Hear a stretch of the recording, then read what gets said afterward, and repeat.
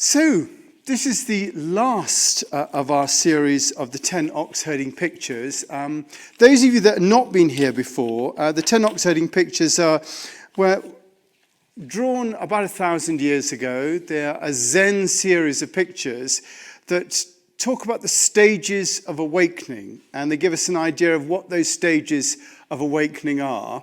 And this little poem that goes with each one. We're not so interested in the Zen aspect. We're interested here in looking at the spiritual life and how that works. If you want to catch up on any of the previous ones, on the way out, you can pick up one of these red cards and you can see how to get them. There are podcasts that you can just download from Apple or wherever you get your podcasts, and you can catch up on those. But I just thought that this is the last one. It's entitled, the end point of the spiritual life. So we're looking at what the whole point of everything we're doing here is. What is the end point of the spiritual life? And if you're watching online, you can download the little booklet. It's on that page, and you can just download it, and you can keep the little booklets. So if you open it up, we're just going to have a quick previously on the 10 Oxherding Pictures. And it starts off, just to say, the ox represents the God or the meaning of life or our true nature, who we really are. And it starts off with the ox herd not knowing that he's missing anything, but maybe feeling a sense of emptiness within him. The whip that he's got in his hand tells him that there's something going on. He doesn't quite know what's going on, but there's a feeling of emptiness. He wants to know what the meaning is. He wants to know what the meaning of life is. And he is looking for the meaning of life through his disenchantment with things. So he's looking around. The world is taking him in different directions, but that's the beginning of it. And then he senses that there is something. And the next one, he sees the traces. And he sort of maybe reads something in a book or listens to a Deepak Chopra podcast or something like that. And he thinks, wow, there might be something here. So he sort of reads a bit more and maybe does a bit of meditation. And he starts to see the possibilities that there might be a meaning in life. That's where he gets to. And then after doing his meditation, seeing the ox, number 3, he suddenly gets a glimpse. It might be through his meditation or through whatever. He goes, wow! And he gets a sense of the reality of the whole spiritual dynamic, of the meaning of life. It's that falling in love. He just senses and sees what it's about, just for a moment even. And that sort of makes him carry on. And then the next one, catching the ox, he's got the idea now. And like with falling in love, there's always a bit of a struggle, Why didn't you remember my birthday? All that sort of business. You have arguments and all that sort of stuff. Even in marriage, why didn't you remember the anniversary? Or whatever it is, there's this struggle that goes backwards and forwards. And similarly in the spiritual life. You're doing your meditation, you're doing your stuff, but suddenly all the old habits come back. You shout at your children, you shout at the bloke at the roundabout who cut you up. All that sort of stuff. And there's that battle that's going on. You're not quite in control yet. But when you do your meditation, when you do your practice, suddenly things sort of fall into line a bit. And you get a sense that actually you're in the right place. And although things are going on, you're able to deal with it. And you're herding the ox. There's a sort of peace about what's going on. And then the peace then moves into a sense of joy. Coming home when the ox is back. There's music there. He's got a sense. The spiritual life is giving him that sense. There's a freedom. That freedom, it says in Galatians that there is no, under the Spirit, there is no law, which means that you can do what you like, do what you will. If you're under the Spirit, you're not forced to do anything. So there's a sense of that joy. And then number 7, the ox forgotten, leaving the man alone. The ox has just been a metaphor. He's got it. He knows what the game is about. He doesn't need that. He can just sort of be in that space of peace because he's arrived.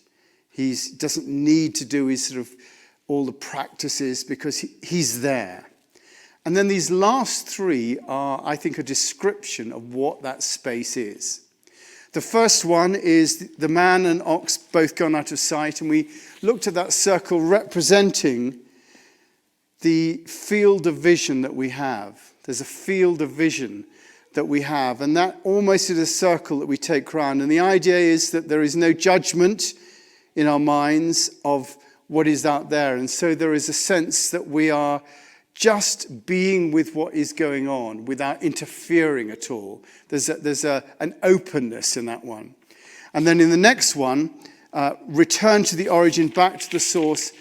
It is the description of enlightenment, of being rocks are hard and water's wet. There is, before Satori, looking at the mountains is the same as after Satori, looking at the mountains. There is actually no difference. All it is that you begin to see the extraordinary in the ordinary. There's no great state to be in. You're just there. But again, as Diane wasn't here last week, but as she said, there are absolutely no judgments. And the struggle is over. And that struggle between trying to make things happen and all that sort of business is finished. And I found a lovely little bit from Thich Nhat Hanh, which I think sort of sums up that the struggle being over at this particular point. You do not have to struggle against a desire.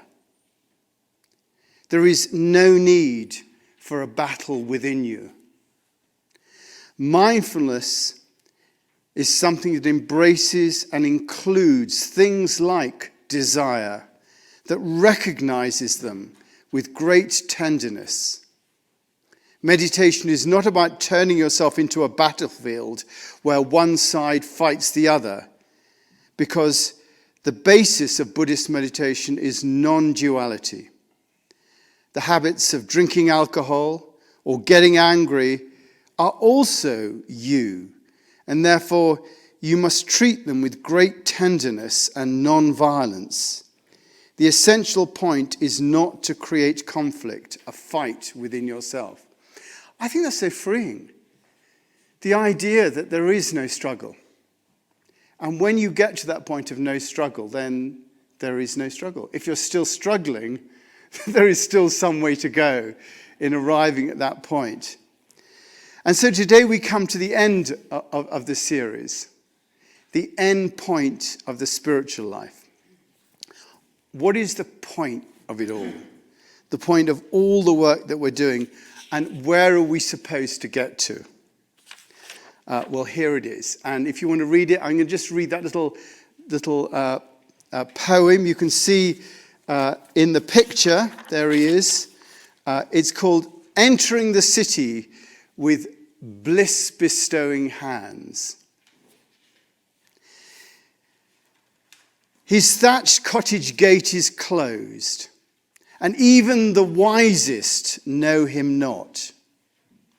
No glimpse of his inner life are to be caught, for he goes on his own way without following the steps of the ancient sages. Carrying a gourd, representing emptiness, he goes out into the marketplace, leaning against his staff, his only property, because he realizes that the desire to possess is the curse of human life. He comes home. He is found in the company of wine bibbers and butchers. He and they are all converted into Buddhas. And then the little poem. Bare-chested and barefooted, he comes out into the marketplace, daubed with mud and ashes, broadly how he smiles. There is no need for the miraculous power of the gods, for he touches, and lo, the dead trees are in full bloom. And I think this comes full circle for us in so many ways. Next week we're doing a course, starting a new series on the coming of the cosmic Christ, which is the sort of, I'm going to do a take into Christianity. And in so many ways, I think that this picture and this image represents what Jesus represented. I mean, even in the words that are used here, he says, his thatched cottage gate is closed. What does that remind you of? Any particular biblical reference? Here, I'm testing a bit. Yeah? Say again? It's Jesus standing at the door and knocking. That's good, yes. Any other? The one I've got here is he's left his home. And so foxes have holes, birds of the air have nests, but the Son of Man has no place to lay his head. There is a homelessness in him. And again, another one, he is found in the company of wine bibbers and butchers. Anyone remember a quote from that? Well, I'll give it to you because it's easy. The Son of Man comes eating and drinking. And if you use the King James Version, it says, and yea, behold, a gluttonous man and a wine bibber, same word, a friend of publicans and sinners. I mean, it is so similar, the descriptions of it. The ox herd, the man himself is in the marketplace, not in his home. He's not meditating on the mountain, because the end point of the spiritual life is compassionate service. The end point of all of this is compassionate service. Once you've attained true realization, all there is left is to serve those around you. You want nothing for yourself, and your heart is completely open to serving others. And again, I'm going to make these comparisons, Jesus. It seems to me this is so similar to that picture right out of Philippians 2. Do nothing out of selfish ambition or vain conceit. Rather, in humility, value others above yourself. Not looking to your own interests, but each of you to the interests of others. In your relationship with one another, have the same mindset as Christ Jesus, who being the very nature God, he's gone through the process, he's done all the 9 Oxherding Pictures, Jesus, did not consider equality with God something to be used to his own advantage. Rather, he made himself nothing by taking the very nature of a servant, being made in human likeness, and being found in the appearance of a man, he humbled himself by being obedient to death. I think there's such a similarity between it. That is this person. Bare-chested and barefooted, he comes into the marketplace, daubed with mud and ashes, how broadly he smiles. There's no care about his appearance. He doesn't mind what people think about him. And it's interesting because, even nowadays, all the great sort of spiritual guys, they all care still what people think about them. I think they've got their social media presence. They've got, they appear in the right gear. I mean, I care. I care what people think about me. And I think, this is a state beyond that. Where they don't care. There's no desire to be recognized as a great spiritual leader. He is just filled with joy that he spreads around him. The mud and ashes represent his acceptance of his own death. He doesn't, he's okay with it. No glimpse of his inner life are to be caught, for he goes on his own way without following the steps of the ancient sages. He is totally able to do it himself. He doesn't need all the traditions. He's freed himself from all religion, from all spirituality, from all need. He doesn't need followers or students or even to be recognized. He doesn't need to be recognized as a guru. He doesn't cling to religion or traditions. He's just spreading joy wherever he goes. And, when we look at it, it's natural that will be the case. That is the way it should be. That is he's not even able to be seen. He just does his stuff. This is the servant that Jesus was. The end point of our work is to fulfill that second vow, all the way from the beginning. Remember, the ox head had to fulfill 2 vows. The vow never to give up until you become a Buddha. Well, Jesus has done that.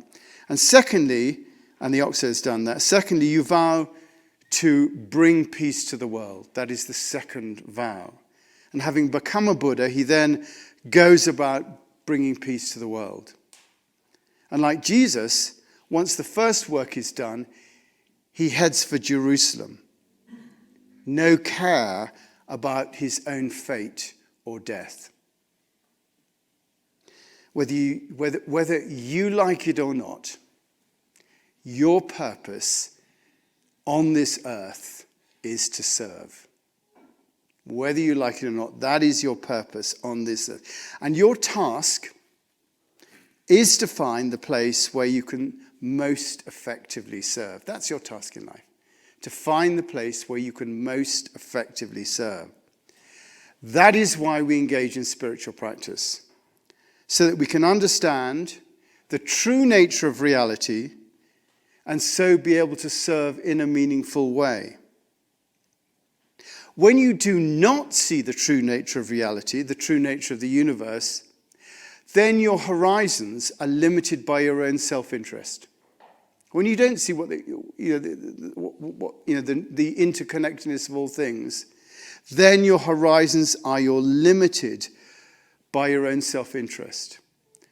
You are then the center of your own attention, and you try to do your best to get what you can out of your existence. That's what you do if you are the center of your own existence. But when you begin to study the nature of things, the essence of things, you begin to see the bigger picture. That it is not just about you, but you are deeply connected to the whole universe. And that the universe is all of one beingness, and that you are a part of that beingness. And being a part of the whole, you, by your very existence, are playing a part in the unfolding of the universe. Your unfolding is the unfolding of the universe. And when you serve others, you are serving yourself. Love your neighbor as yourself. That's what that actually means. It means love your neighbor as if your neighbor is yourself. And your neighbor is yourself because there is that oneness. That is what is meant by non-dualism. There is not two, not me and everything else, but we are all one. The interconnectedness of all things. And as Thich Nhat Hanh says, this has to be a philosophy that's lived, not just a philosophy that's studied. It has to be lived. To think that these are good ideas doesn't really motivate us. It's like having an idea that being in love is a good thing. It's a nice thing. You hear stories about it, you aspire to finding it, but it's only when you actually fall in love that you truly understand. And that affects your behavior to your beloved. You act and behave completely differently, even irrationally, to being with someone that you are in love with. And it's different to someone that you are not in love with. And the same is true the way we act in relationship to the circumstances within which we live. We may think that the interconnectedness of all things makes a lot of sense. We may see that all things are connected intellectually. But it's only when you have an insight into the true nature of reality, something that's not just a good idea, but you actually see that reality. And in going through these pictures, we've got to that point. It's only then that we start to change our behavior. That's why we engage in spiritual practice. We want to develop an insight into the nature of reality within which we exist. And once we have begun to have that insight, then our behavior changes. More specifically, we begin to see what our contribution might be and how we might be able to truly serve. We begin to see that because we've got a true vision of what the reality is. Because we're seeing things in this way, and it's different. We see things more clearly as to how we can make a real contribution to what's around us. For me, when I got an insight into that deep reality, into the idea that there was an interconnectedness, there was a one beingness, I just, my first desire was to communicate it. That's in a sense why I'm here. In fact, I felt I had a duty to communicate the insight that I had. Duty from that, the French due owed, obligatory service to what ought to be done, the force of that which is morally right. Once I'd had that insight, I felt that I had no choice. I'd glimpsed something that didn't seem to be generally held as being true in the world. When I watched television, the newsreaders did not read the news from a position of the interconnectedness of all things. It was all about separation and fighting each other. The world saw itself as being separate from everything else. People, nations, races saw themselves as apart from each other. And my glimpse into the nature of reality convinced me that there was a oneness of it. One reality, one consciousness, one beingness. And having that glimpse, I felt my obligatory service was to communicate that. I felt I owed it to life to do that. And, it was for that reason I left advertising. When I was in advertising, I thought, why am I doing this? When I had this perception of reality. I just joined a big advertising agency. And, to get into one of those advertising agencies as a copywriter takes a lot of effort and work. And I've been there 3 months, and then I resigned. And they all thought I was mad. And I probably was. But when you're in love, you are mad. And I just left. And which is really, me wanting to communicate that nature. And here I am 40 years later, doing the same sort of thing. That's why I'm here now. But it was the spiritual work I did that changed me. It wasn't hearing the ideas. I'd read so many books and ideas and done stuff, but that didn't actually change me. I still was, smoking, going to parties, doing all the stuff, wanting to be in advertising. It was only when I, really engaged and I began knowing deep down, that's what the study of spirituality is for. The cultivation of a sensitive and rewarding relationship with eternal truth and love. That old definition. That's what it's for, the cultivation of a sensitive and rewarding relation. It is an ongoing process of cultivating that relationship with the essence of reality, which is eternal truth and love, until you fall in love. And as we go deeper into that relationship, as happens when we go deeper into any relationship, we begin to learn more about that which we are relating to. And at some point, the object of our relationship becomes our beloved. It becomes our beloved. I won't ask you to do this, but if I was doing a seminar and a course, but look into any face. There's a lovely little process that we used to do I used to do in another life when I used to do these sort of seminars and things. When I get everyone to look into the face of the person sitting next to them. And if you look long enough, and I'm talking about 5 minutes, it's too icky for Aspen Chapel, I can tell you that, so we're not going to do it.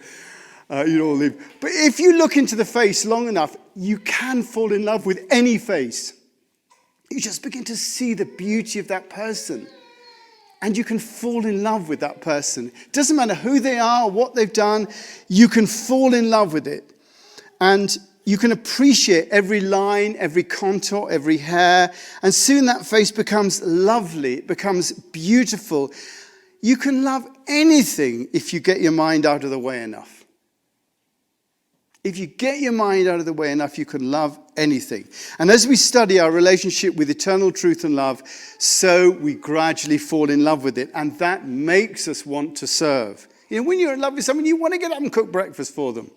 Rather than saying, would you make me a coffee? You want to do that stuff. And as our mind begins to get out of the way, so our heart begins to open and we begin to relate with our hearts. And you can see the process in these pictures. To begin with, the mind is all over the place, judging, trying to work everything out, trying to get an edge, an advantage from what we're doing. But as the mind drops away And that what comes through, on the various practices is the mind dropping away so the heart begins to come through and we begin to appreciate the reality from the place of the heart rather than the place of the mind. That is the shift. Ward always used to say to me, his spiritual journey is the journey from his head to his heart. And that is true. It is that journey. We begin to fall in love literally with reality. And that changes the way that we deal with reality because we're no longer relating with our minds, we're relating with our hearts. And that gives you a new connection to everything. Instead of trying to understand and judge everything, we want to empathize and contribute to what's around us. Our emphasis becomes one of giving out of love. And that's where compassion kicks in and our desire to support rather than dominate. So we fall in love all over again with our lives, which is why the man is smiling. If you look at the picture, the man is smiling at the boy. And the boy looks uncannily like the ox herd, doesn't it? The boy, it's a full circle coming around. This is the end meeting the beginning again. So going back to where we started, the whole purpose of the spiritual practice is to enable us to have a more profound insight into the nature of reality so we can find ourselves the place where we can serve. We're beginning to realize, if we look around, the problems that we face, war, famine, despotism, poverty, and political stupidity, then they're probably not going to be solved by the rational mind. And that we need access to a better place of looking at the world through the heart. And most of us here have probably come to the conclusions in our own lives as we try to face down our own problems. So, that's why we're here together, to try and see together how we can have a more heartfelt approach. We have, though, to bring our minds with us. And the only way to convince the mind is to provide it with irrefutable evidence that the nature of reality is such that it does not need to be combated, it needs to be cooperated with. And so we seek to experience the deeper nature of reality that will shift the horizons of our minds so that the mind can be brought to bear on issues rather than fighting for its own view, but coming from the heart. And when the mind catches a glimpse of the true nature of things, the oneness of everything, our interconnectedness, it has a big aha moment. And that's the moment where everything changes. And that's why we sit on the mat. That's why we study spirituality. You can't do it by just dogging along and reading books and getting ideas. You have to work on it yourself. You have to have the intention to actually go out and have the vision that it's possible to live from your heart, which is why we have to practice. And every time we practice on the mat or the cushion or going up a mountain, we're beginning to live from our hearts. And we consciously begin to live from our hearts. The context of our lives becomes that living from a different place. And that's why Jesus said, seek first the kingdom of heaven. If you seek to live from your hearts, then everything will be given to you. Those of us that have been on diets, it's a bit like being on a diet, I always think. The diet has to be the most important thing in your life. Otherwise, if the business meeting's more important, you will have that sandwich before the business meeting. But if the diet's more important, you won't. And the spiritual life has to be the most important thing. Because, seek and you will find. It's there for you to do that. We have to have the intention to be able to do that. To serve our community. That's why we're here in the valley and the wider community. Our attention has to be outside ourselves. We have to be in the marketplace with the wine bibbers and the butchers. But it doesn't happen unless we do find that place in the heart, unless we're able to not have our attention on ourselves, but have our attention out. Only through our transformation will we be able to serve in a way that we were made to serve. Only then we'll be able to manifest the word, as Thomas Merton said, that God has uttered in us. And only then will we be able to be who God meant us to be, so that we can offer ourselves to be a part of that evolution of consciousness, which is really what we're all doing this for?